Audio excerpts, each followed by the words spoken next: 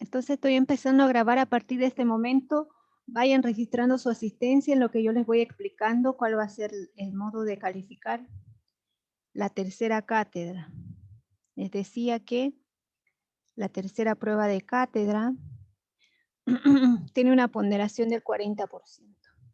¿Qué es lo que vamos a hacer nosotros? Esta nota la vamos a dividir en 30 y 10. Entonces, el 30% va a ser una prueba escrita, ¿cierto? Una prueba en línea en este caso, como la primera y la segunda que ustedes ya tomaron. Vamos a poner online.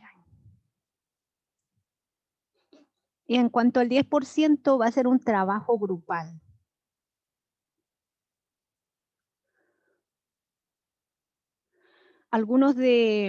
Por ejemplo, un tema para el trabajo grupal es un tópico que tiene que ver con criptografía. Con el contenido que estamos viendo en clase, no hay nada más allá de eso. Y la idea es que los estudiantes lean el contenido, lo sinteticen en un escrito, o sea, un escrito para ustedes en realidad, pero el producto que yo voy a calificar es un video, una cápsula de video que dure entre 3 y 5 minutos, no tiene que ser largo, donde ustedes, les dejo ahí su creatividad, su ingenio, pueden grabarse ustedes mismos explicando, pueden usar algún programa, si lo conocen, no sé, el GeoGebra, algún programa de animación, lo que ustedes puedan investigar al respecto para hacer este video. Ese video lo suben a YouTube, me entregan el link. Y todos los trabajos grupales lo vamos a compartir en clases y obviamente se va a calificar más que todo la didáctica que usen ustedes. En especial, miren, los chiquillos que están en la carrera de pedagogía, esto les va a servir muchísimo, este ejercicio. Y también a los chicos que están en licenciatura, porque ellos van a ser profesores en algún momento, ayudantes, profesores, así que a todos nos va a beneficiar. Muy bien, yo les voy a entregar una rúbrica de lo mínimo que debe tener este material. Por ejemplo, tiene que estar en el video bien claro de qué se va a hablar, cuáles son el objetivo principal del video, el desarrollo y las conclusiones. Y un punto extra va a ser si ustedes dan lo que se llama un llamado a la acción. No sé, si estoy hablando de criptografía, puedo terminar el video diciendo, bueno, los invitamos a estudiar a encriptar este pequeño mensaje, según la teoría que hemos visto. Listo. Entonces, ese, digamos, es como un pequeño sello que se pone al video. Les voy a entregar eso, como les dije, lo voy a subir a plataforma, la rúbrica del video no se les va a exigir tanto. ¿Ya? No quiero un video de 15 minutos, no. La idea es que ustedes usen su creatividad. ¿Alguna pregunta al respecto?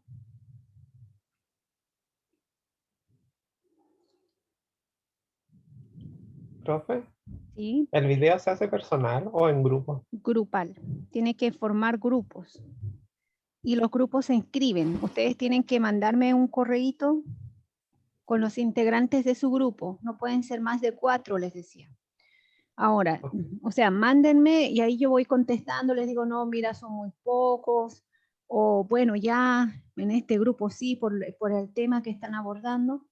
Y claro, antes de que formen esos grupos, yo voy a mandarles en plataforma los temas.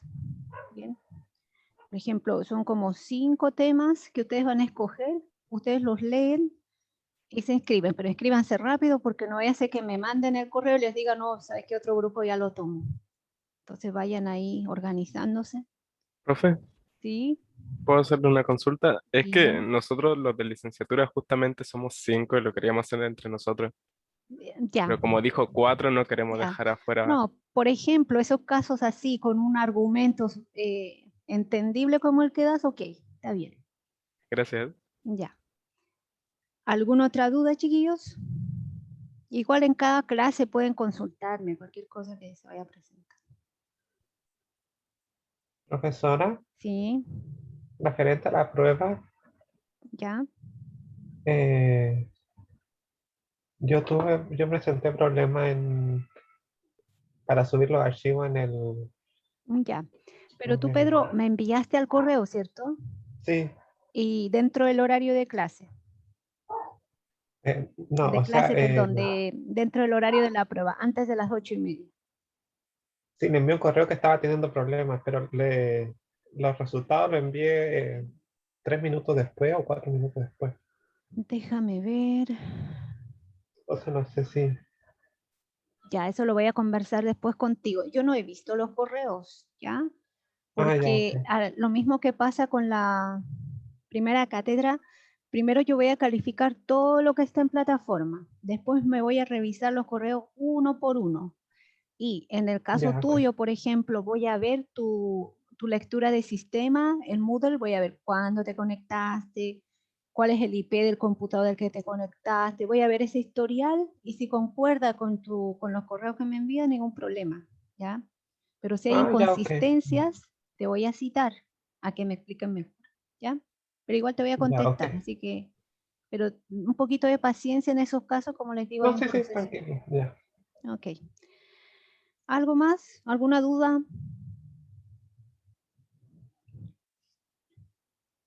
Bien, si no hay más dudas, chiquillos, vamos a empezar al tiro con la materia. El día de hoy vamos a terminar a las 5:30 y por hoy no voy a atender consultas. Mañana sí, voy a reservar esos minutitos después. Entonces, nosotros ya hablamos de ZN, hablamos de congruencias, de las propiedades de congruencia, y ya sabemos que ZN está formado por clases de equivalencia, que son representados por números, la clase del 0, del 1, del 2, hasta la clase de n-1. Ustedes miran este conjunto y es como un conjunto numérico con n elementos, pero estos números tienen una barrita arriba que nos recuerdan que no son un número cualquiera, en realidad representan conjuntos, ¿cierto? Por ejemplo, la clase de X es un conjunto que reúne todos los K enteros tales que K es congruente a X módulo N. Entonces son, digamos, elementos bien especiales. Ahora, yo me pregunto, estos elementos de Z, ¿podré sumarlos? ¿Podré multiplicarlos? Lo último que vimos en la clase de la semana pasada, del martes, es que sí, yo puedo sumar dos clases de equivalencia y puedo multiplicar. ¿Bien? Entonces vamos a recordar.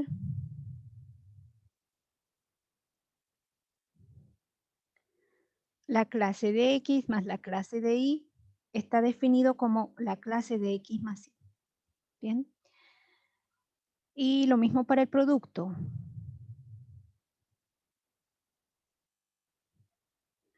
Bien, entonces hasta aquí vimos la teoría del conjunto ZN. Ahora, claro que va a surgir la duda de qué propiedades tendrá esta suma y este producto, porque nosotros empezamos este semestre, este curso, hablando de los axiomas de Peano, dándole, digamos, una estructura bien formal y axiomática a las operaciones de los números naturales. Y extendimos esos conceptos a los números enteros. Y en los números enteros se nos presentaron digamos, varios conceptos, como el máximo común divisor, divisibilidad, varias cosas que yo pude trabajar en Z. Siempre trabajamos en Z. Claro, después nos encontramos con el famoso teorema fundamental de la aritmética para números enteros positivos, e hicimos varias cositas ahí. Definimos los primos, etc. Ahora que me están presentando este nuevo conjunto finito, Zn, claro que me tengo que preguntar si la suma, por ejemplo, es asociativa, si tiene neutro, si tiene inverso, todo eso. Entonces vamos a ir anotando las propiedades que tiene esta suma de clases. Entonces, propiedades de la suma.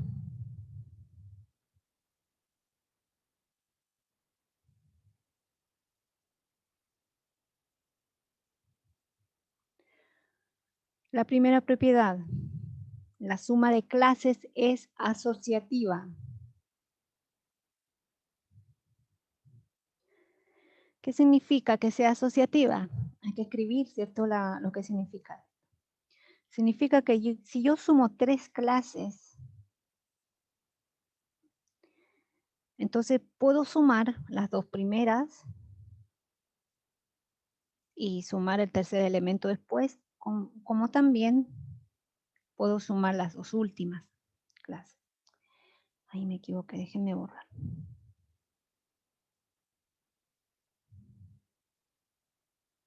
Así. Entonces, por lo menos con la asociatividad no tenemos problema. La segunda es la existencia de neutro.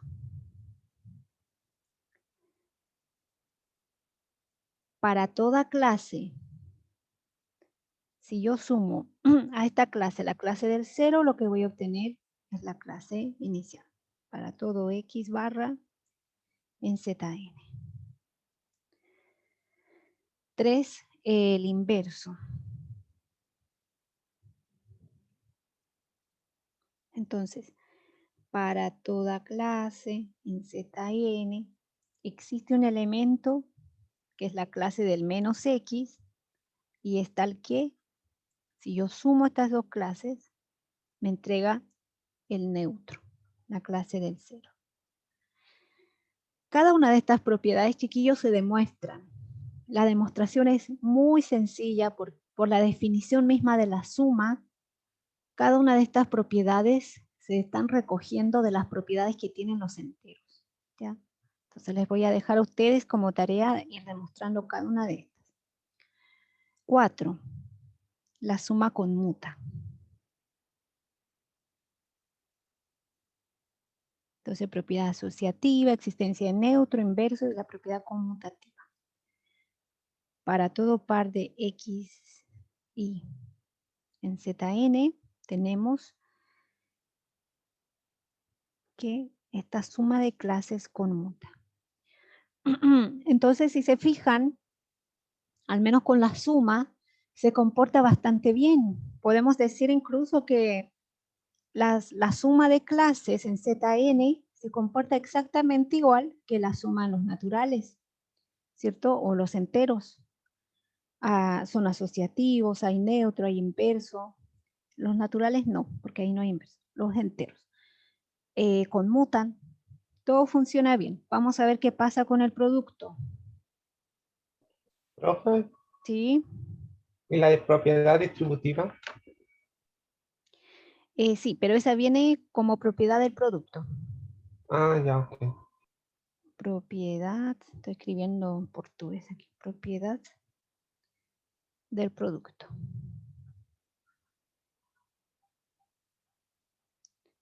Entonces, la primera propiedad, la propiedad conmutativa.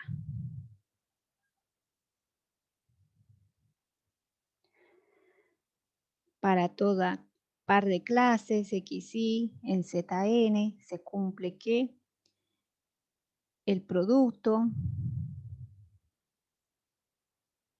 de estas clases conmuta. 2. Asociativa.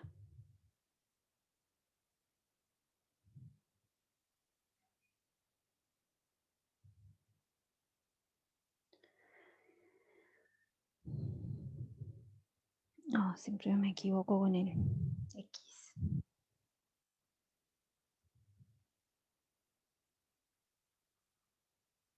Bien. Ahí está la propiedad asociativa. Ahora viene la distributiva.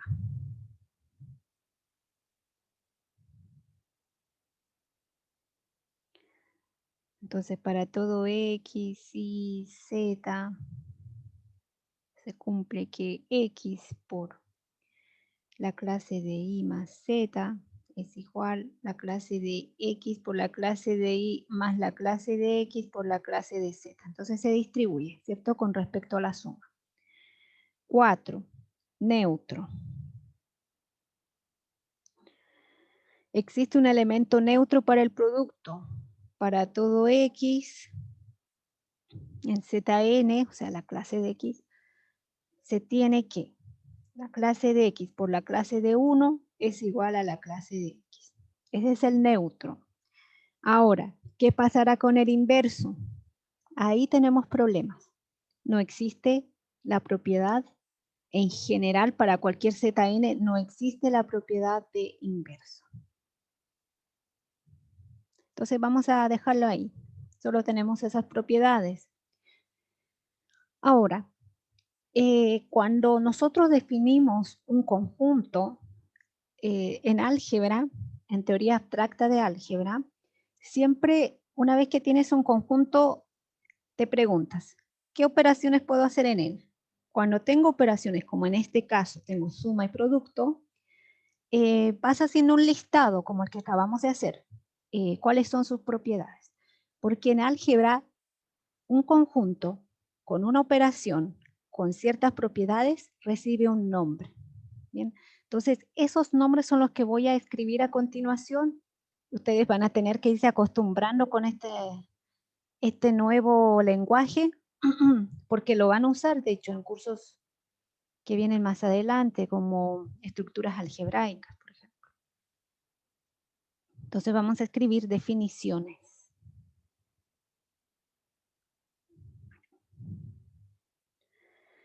Estas definiciones al inicio, cuando uno no las conoce, pueden sonar súper áridas, demasiado teóricas. Voy a escribir lo más dinámico posible. Entonces, sea G distinto de vacío, un conjunto con una operación. La operación la voy a llamar asterisco, ¿ya? Asterisco puede ser suma, puede ser producto, cualquier operación. Entonces, fíjense lo que tenemos aquí. Tenemos el conjunto G con su operación. Y siempre se acostumbra a hacer eso. El paréntesis, conjunto, coma, su operación. Nosotros vamos a decir que este par es un grupo. Voy a escribir con otro color porque es súper importante.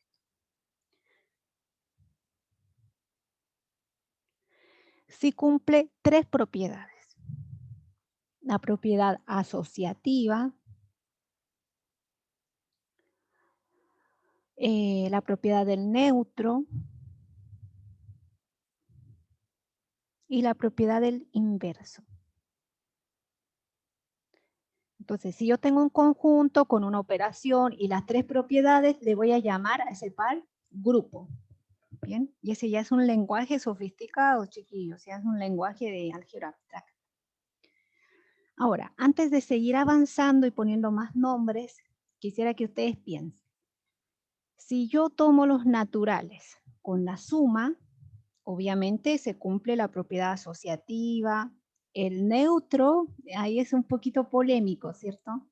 Porque al menos en este curso hemos definido los naturales a partir del 1, no a partir de 0. Entonces, como nosotros hemos definido en este curso los naturales, les voy a hacer la siguiente pregunta. Vamos a poner a modo de ejemplo, ¿ya? Ejemplo. Ejemplos, vamos a ver varios. Los naturales con la suma. ¿Es grupo o no es grupo, chiquillos? Así como lo definimos en este curso. No es grupo. No es grupo, ¿cierto? Entre paréntesis, ustedes pueden ir justificando en sus apuntes, pues 0 no está. Con el producto, ¿será un grupo? Profe, ¿Sí? bueno, primero sí es un grupo y arriba puso que 0 pertenece a los naturales. Ah, no es grupo, pues. Ahí sí. Pero si el 0 perteneciera, tampoco es grupo porque no pertenece, no contiene el inverso. Eso, buena, muy buena. O sea, el pues, por ejemplo, 0 no está en n, borremos este final del paréntesis y, por ejemplo, el inverso de 2 tampoco pertenece a los naturales, sea, los naturales con la suma está perdido. No es grupo por ningún lado. Lo único que cumple es la asociatividad. Con el producto, ¿será grupo? Tampoco. Ya. ¿Por qué? Bueno, Asociativo sí es. El neutro está el 1. El inverso, ¿cierto? Eso falla. exacto.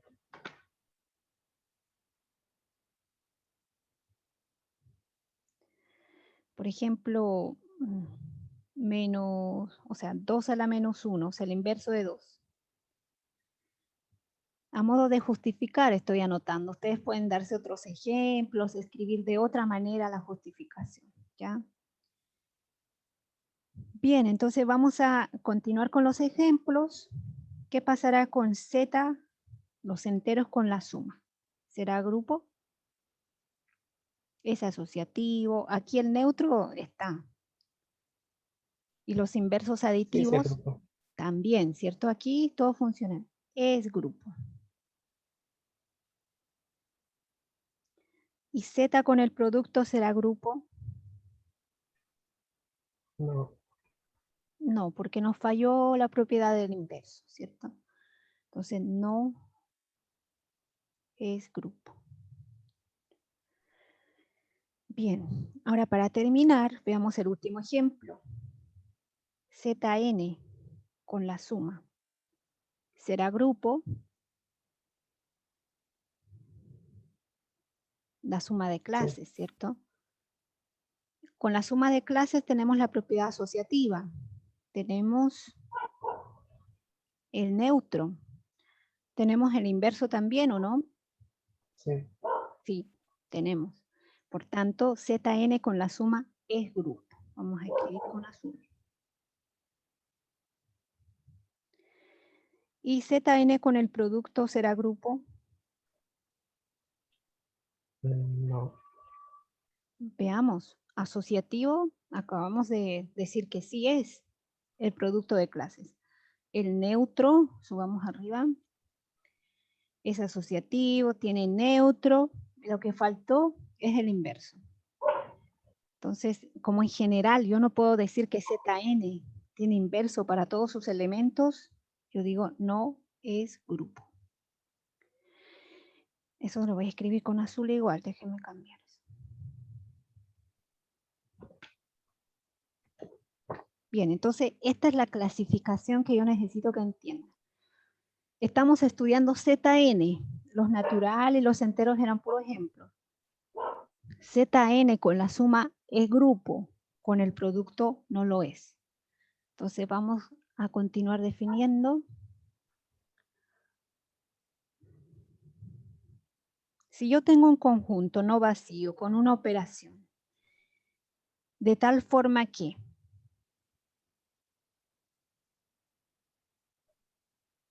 ese par es grupo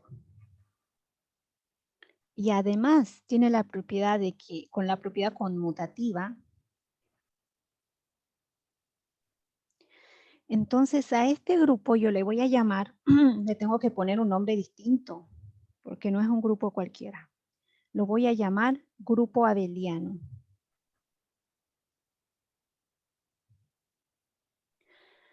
En realidad le estoy poniendo un apellido, porque ya sé que era grupo. La propiedad conmutativa le pone el apellido abeliano. Los grupos abelianos son los más estudiados, nos sirven mucho. Y vámonos directo a ZN. Díganme si ZN con la suma, con el producto ni siquiera es grupo, así que ni les voy a preguntar. Con la suma será abeliano. Chiquillos. Sí. Sí, profe. Ya, súper. Es grupo abeliano.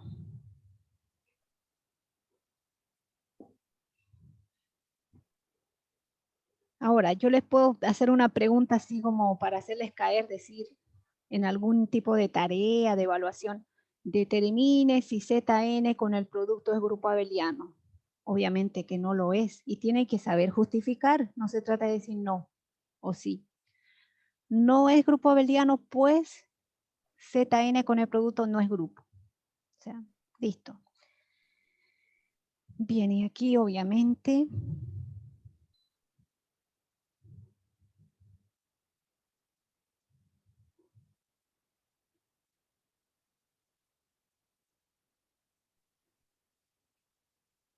Profe, sí, ¿en qué momento nosotros pasamos a conocer los racionales? en este curso quizás ni nos dé tiempo de hablar de los racionales, Ah, ya, ok. ¿ya? El curso de teoría de números, este curso tiene varios objetivos, es bien ambicioso su programa, pero estamos en modo, no en modo de emergencia, en un modo online, y estamos priorizando lo más importante, ¿ya? Entonces nuestro objetivo, uno de ellos era esto, estudiar ZN. Una vez que terminemos este estudio, nos vamos a ir a los teoremas que le han dado fama al estudio de teoría de números, el teorema de Fermat, el teorema de Wilson, y todas esas, las ecuaciones diofantinas, diofánticas, que se dice en portugués. Entonces vamos a dar una pincelada a ese tipo de ecuaciones. No las vamos a poder estudiar a profundidad. O sea, en este curso yo me voy a conformar con que ustedes aprueban el curso, un mechón les dice que es una ecuación diofántica y que ustedes sepan explicarle en sus palabras qué es y qué se entiende por la solución, estamos bien. ¿Entienden? No me alcanza el tiempo en este semestre para enseñarles las técnicas, pero así bien perfectamente calculadas, no. Tienen que saber la técnica, la teoría sí. Bien, entonces ya tenemos la clasificación del grupo y déjenme ver, aquí escribí un problema, vamos a copiarlo.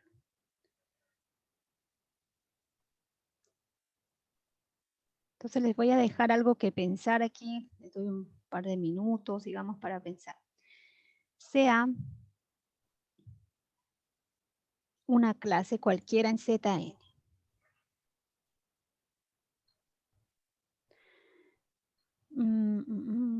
A ver. ¿Cuáles serían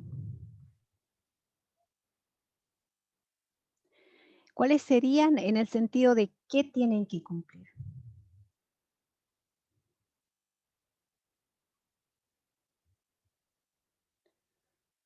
Un inverso aditivo y multiplicativo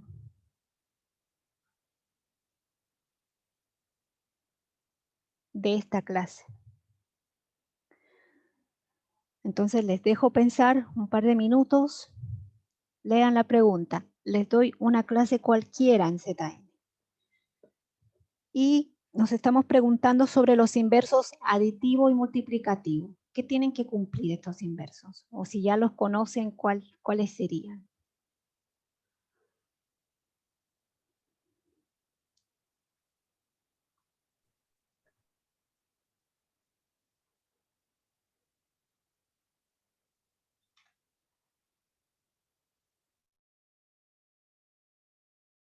De que en la operación de la adición y la multiplicación, al relacionar el inverso, el, el resultado tiene que pertenecer al conjunto, ¿no? Ya, a ver. Cualquier cosa, o sea, la clase que yo entienda por inverso aditivo debe cumplir, voy a llamarle I, que tiene que ser igual al neutro. Esa es, digamos, la esencia del inverso. El inverso de X en este caso, de esto, ¿cierto? Tiene que ser, ¿y quién es el neutro? La clase del cero.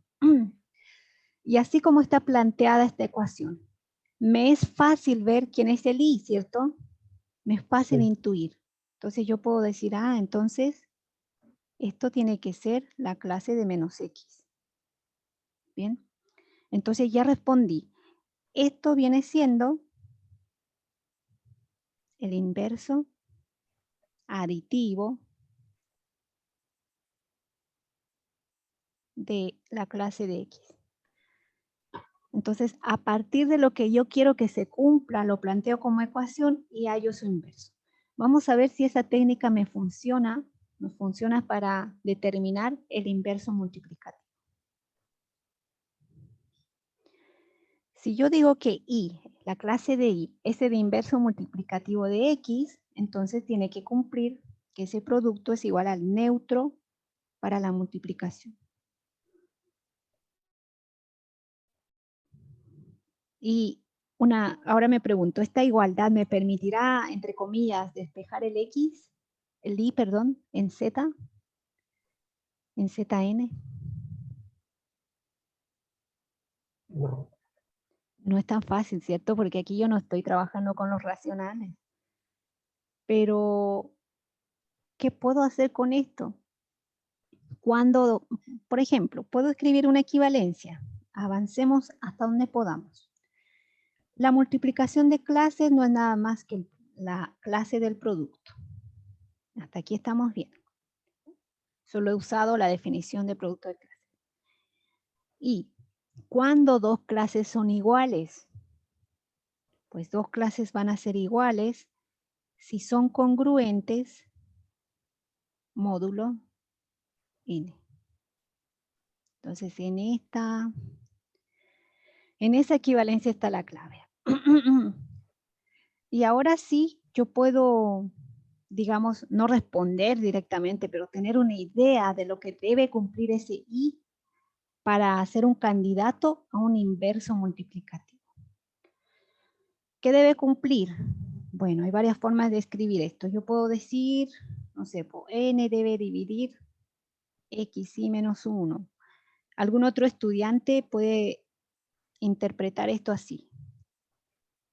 Puede decir, ah, no, entonces x por y tiene que ser igual a un múltiplo entero de n más 1. Y otro estudiante puede interpretarlo en términos del resto de la división de x por y con n, ¿cierto? Entonces, eso ya me da, digamos, de hecho, me va indicando que no es tan sencillo dar una fórmula así bien explícita del i en todos los casos para cualquier n. Pero al menos ya determiné unas condiciones. Ya sé lo que debería cumplir. Bien. Les voy a dejar como tarea a ustedes. Tarea. Este mismo análisis que estamos haciendo para el inverso multiplicativo, háganlo con un caso puntual. O sea, por ejemplo, Z4. Sabemos que estos son sus elementos. La pregunta es, ¿qué elementos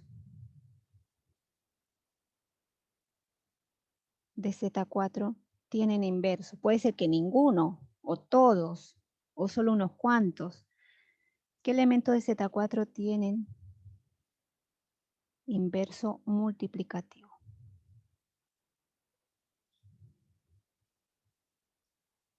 ¿Y cuáles son?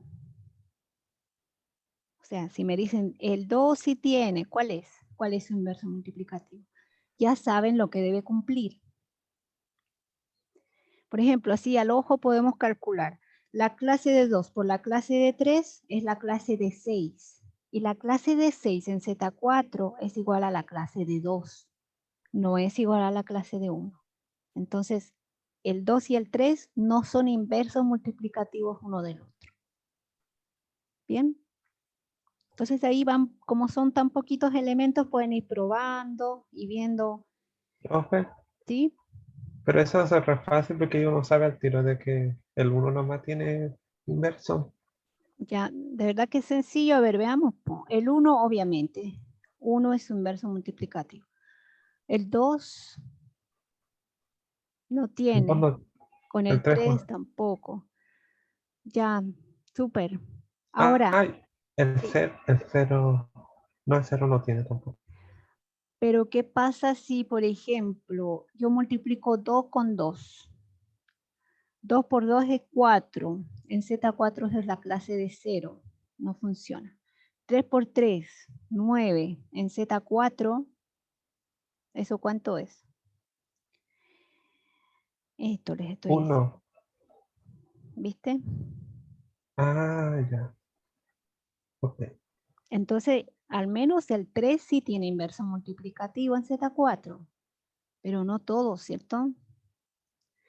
Entonces, Correcto. eso es lo que yo necesito que analicen. Y si por ejemplo, si este ejercicio lo hicieron al tiro, bueno, desafíense con otro. Z6, Z8, Z5. Y es bueno que se fijen cuando tienen todos sus elementos tienen inverso. ¿Será en Z6, en Z8? Aquí les aseguro que sí. Todos sus elementos van a tener inverso. En Z5. En Z3 también. En Z7 también. En Z11 también. ¿Y qué tienen en Entonces, común? profe, entonces eso va a ser solamente cuando sean primos. Cuando el módulo sea primo.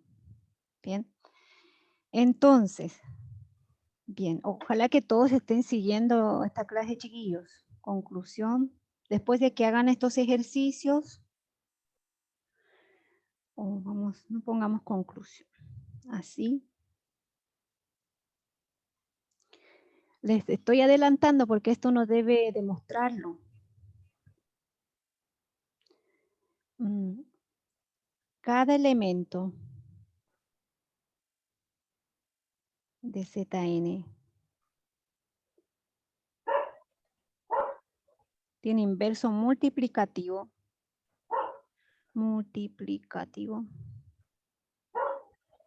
Si solamente si n es primo. Si n no es primo, eso yo no puedo concluir nada. Algunos elementos de Zn pudieran tener inverso y otros no. No significa que ningún elemento tiene inverso. No puedo concluir algo específico. Fíjense en el ejemplo de Z4. 4 no es primo, pero el 3 sí tiene inverso. Los otros no. Bien, entonces este teorema es igual uno de los más importantes en el estudio de Zn. Lo vamos a demostrar más adelante si el tiempo nos alcanza.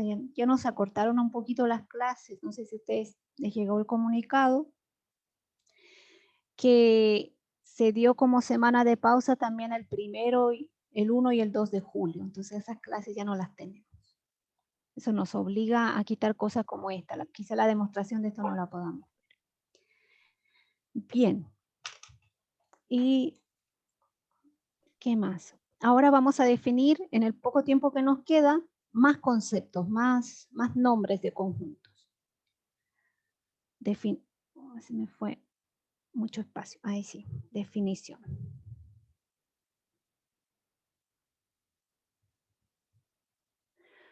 Ahora, ya hemos visto el concepto de grupo, es un conjunto con una operación que cumple algunas propiedades.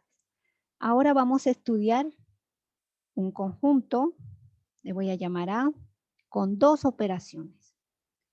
Le puedo llamar, bueno, para no complicarme mucho la vida con símbolos, voy a poner directamente suma y producto.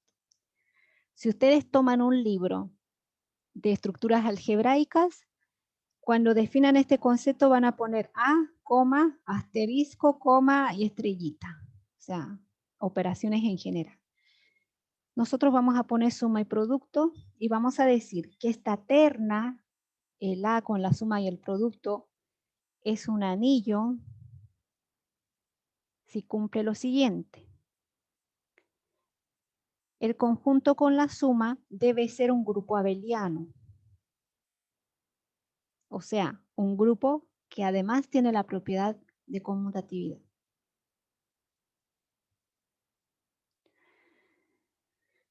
Y el conjunto con la segunda operación, con el producto, debe ser un semigrupo.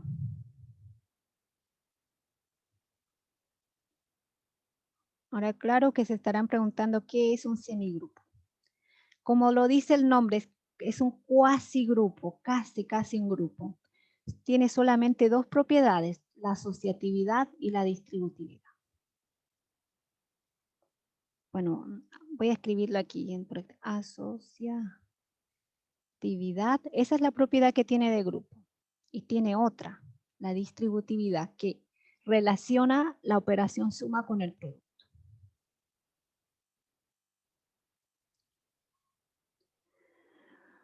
Bien, como les digo, estoy enseñando esta teoría de la forma más sencilla posible porque sé que van a verlo en cursos más superiores con detalle. ¿Qué más? Anillo conmutativo. Vamos a poner...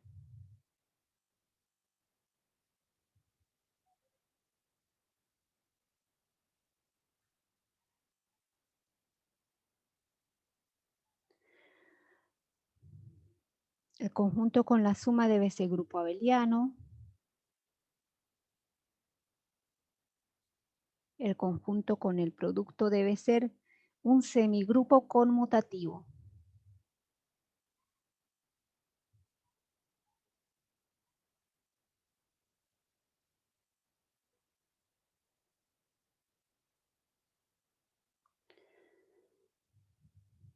Otro concepto, anillo con unidad.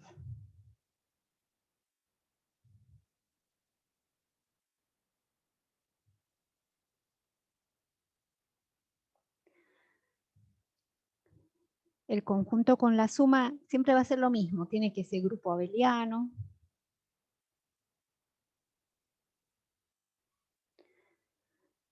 Y el conjunto con el producto debe ser un semigrupo con unidad.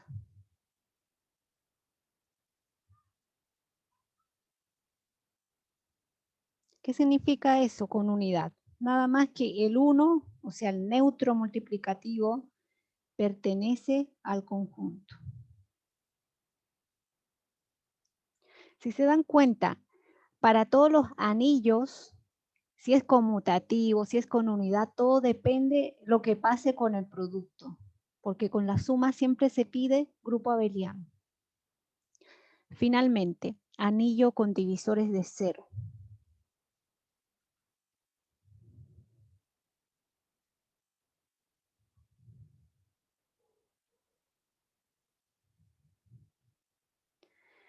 Para la suma, lo mismo, ¿cierto? Grupo abeliano.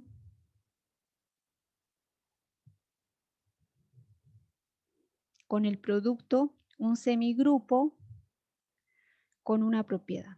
Semigrupo con la siguiente propiedad. Si dos elementos A por B son iguales a 0, eso implica que A es igual a 0 o B es igual a 0. Esta propiedad en A. Bien, entonces ahí es como un resumen súper resumido de los nombres que se va a ir dando. No voy a invertir mucho tiempo aquí, simplemente vamos a mencionar que Zn con la suma y producto de clases es un anillo conmutativo con unidad.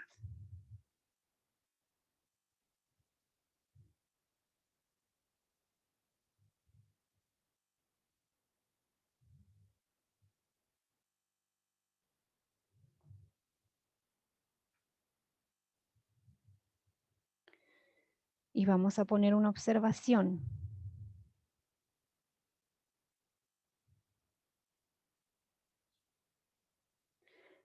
Cuando el anillo con la suma es grupo abeliano, o sea, el conjunto A con la suma es grupo abeliano. Y además, el conjunto con el producto es también un grupo abeliano.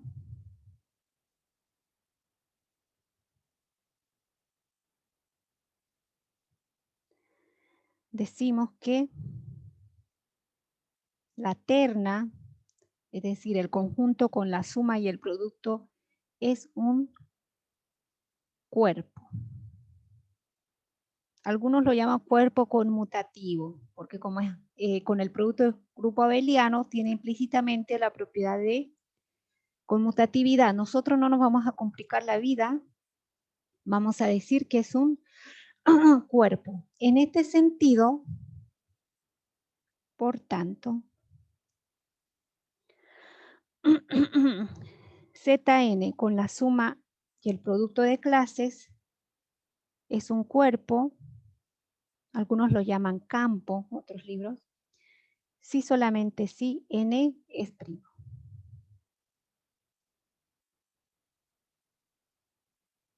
Ahí nuevamente adelantamos el resultado que pretendemos demostrar. Muy bien. ¿Qué más? Aquí hay una demostración sobre divisores de cero que no la vamos a ver. Y vamos ahora... Profe, todo esto está en el libro. Sí, sí está. Pero Ok. en el libro está con muchísimo más detalle. Algunas cosas están demostradas. Aquí estamos escribiendo lo que nos interesa, la teoría que vamos a usar. Ahora, en esta parte, por ejemplo, en términos de una evaluación, cuando más se va a preguntar conceptos, que ZN es un cuerpo, sí, solo sí, ¿qué cosa? ZN con la suma esa es grupo abeliano, sí o no. Nada más allá de eso. Sí, desde la clase de mañana ya vamos a empezar a trabajar ya con conceptos, por ejemplo, ahora voy a definir el sistema de reducido de residuos. Ahí sí van a surgir ejercicios. ¿Sí? ¿Me entienden? Ahora estamos viendo puro lenguaje de lo que vamos a hacer. Bien, chiquillos, entonces empezamos una nueva sección que la vamos a terminar mañana. Ahora simplemente la voy a comenzar. Vamos a ver los famosos teoremas de Euler y Fermat. Euler, así se pronuncia.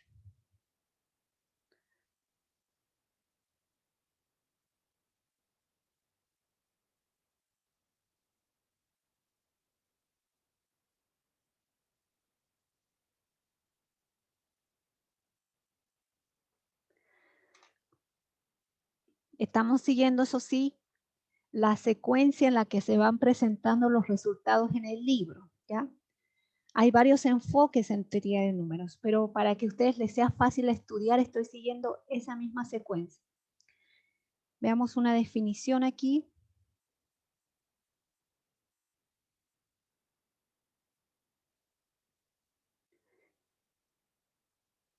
Vamos a tomar un subconjunto de los reales, sea R subconjunto de Z. Es llamado, vamos a usar un color rojo para escribir, sistema reducido de residuos módulo N.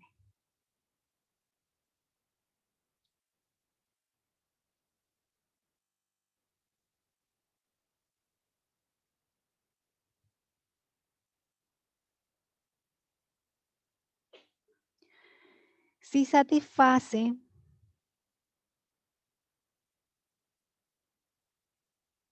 tres cosas. Entonces, como nosotros ya hemos avanzado mucha teoría, van a entender de qué se tratan estas tres condiciones. La primera, R tiene phi de n elementos. Exactamente phi de n. 2.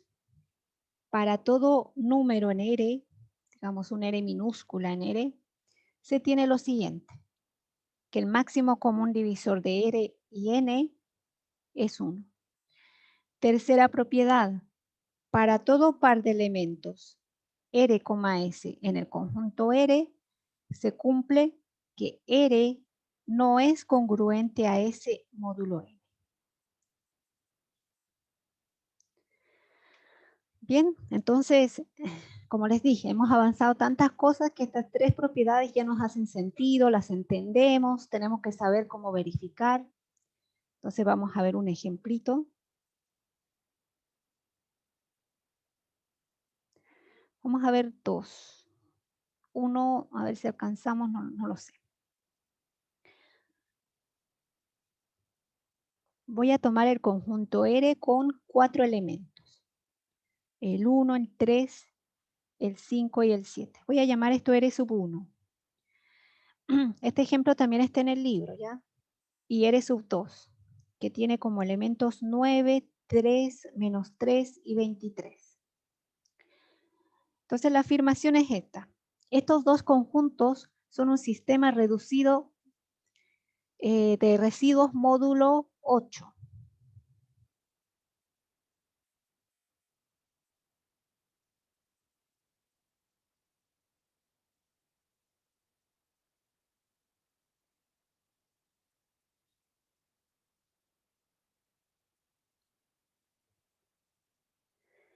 ¿Qué significa esto? Que cada uno de estos conjuntos cumple las 3 propiedades que están ahí arriba. Entonces tenemos que verificarlas. Para eso, como me dice módulo 8, yo tengo que saber cuánto vale phi de 8. Entonces decimos, notemos que phi de 8, ¿quién me ayuda a calcular el phi de 8? Que a estas alturas, después de la segunda cátedra, todos tienen que saberlo. ¿3? ¿Cuánto? ¿3? No, no es 3. En realidad, Perdón, 4. ya, bien. ¿Y cómo se calcula? ¿No se había que contar los primos nomás? Ya. Entonces tengo que saber la descomposición en factores primos de 8. Fácil, ¿cierto? ¿Cuál es? 2 al cubo. 2 al cubo. Muy bien. Entonces me están pidiendo calcular phi de 2 al cubo. Tiene un solo primo. La fórmula que me dice, esto es igual a 2 al cubo menos 2, una potencia reducida, 2 al cuadrado. Esto no es nada más que 8 menos 4. Esto es 4.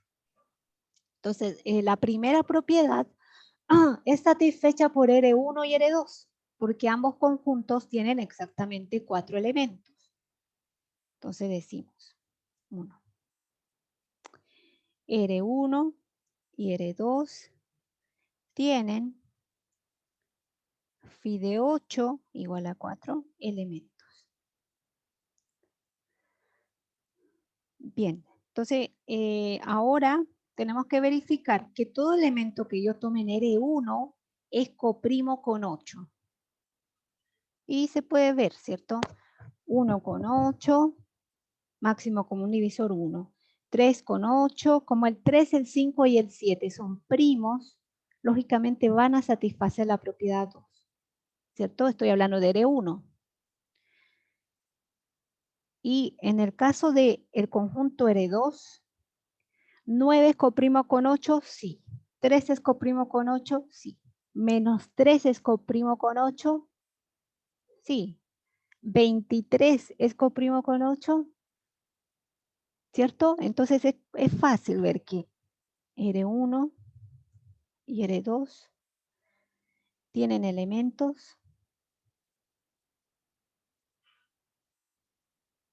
coprimos o primos relativos, me parece que se llamaba.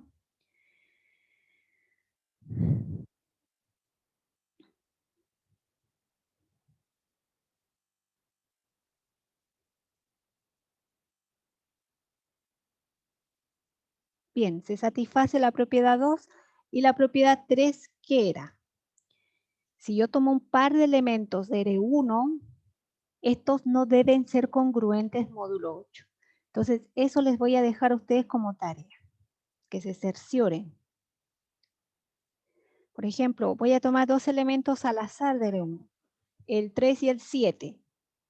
¿Serán congruentes estos dos módulo 8? Significa que 3 menos 7 tiene que ser un múltiplo de 8 y no lo va a ser. Entonces así tengo que ir jugando, tomando parejitas de elementos en R1 y hago el mismo trabajo con R2. Y me voy a dar cuenta que realmente satisface. Por tanto, este es un ejemplo de un sistema reducido de residuos módulo 8. Depende mucho del módulo. Si yo cambio el módulo, el 8 lo cambio por 7, todo puede cambiar. Estos pueden dejar de ser sistemas reducidos de residuos. Bien, vamos a llegar hasta aquí, chiquillos. Continuamos mañana. ¿Alguna pregunta cortita que tengan? ¿Alguna duda puntual? Déjenme dejar de grabar para que vaya cargando eso.